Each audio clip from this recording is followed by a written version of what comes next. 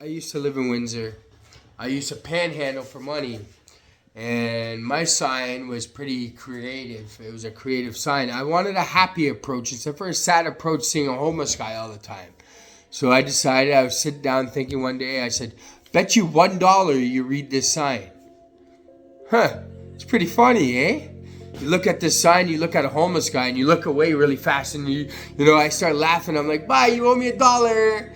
And then, some people would even just do a U-turn really fast, come back and say, you know what? You turned my bad day into a good day just by reading that sign.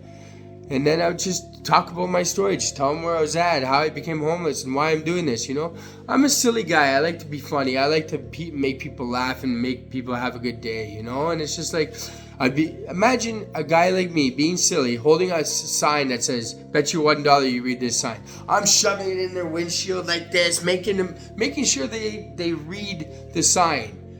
And then they laugh. Some of them, 90% of them donated $1. But think about it. 100 cars at $1 is $100, right? Some of them gave 5, some of them gave 20, some of them gave me 50s. I got $100 bills. $100 bills, it's better than a full-time job. Holy smokes, I was out there every day making $300 by noon. I was done. $300 in my pocket. See ya, I'm going to pick up my dope, going to see the plug. See you later. Then, 4 hours later, I'm out of money. Great. Now what? Back to the corner I go. Back to the street corner, holding my sign again. It's not a life to live.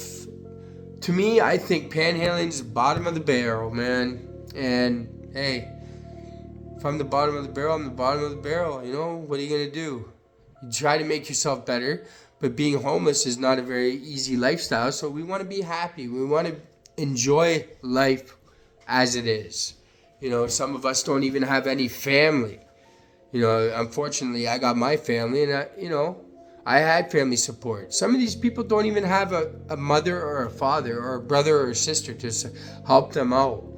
I was fortunate to have my family, but I still went out and did the shit that I did because I knew, guess what? Baby boy in the family get in trouble. Oh, David got in trouble. We gotta bail him out. Oh. So I knew I was gonna get sucked up too.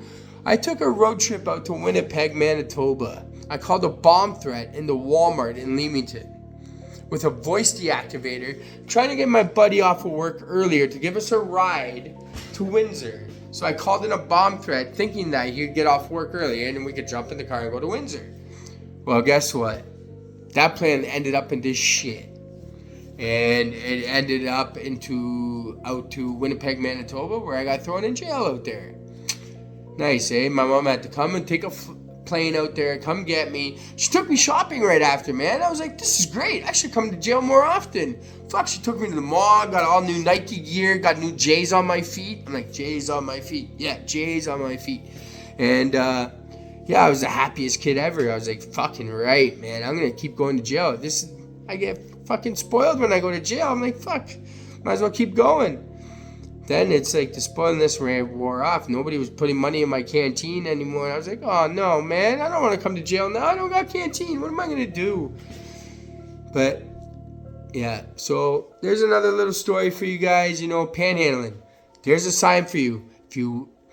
I bet you $1 you read this sign. Guaranteed you're going to make money.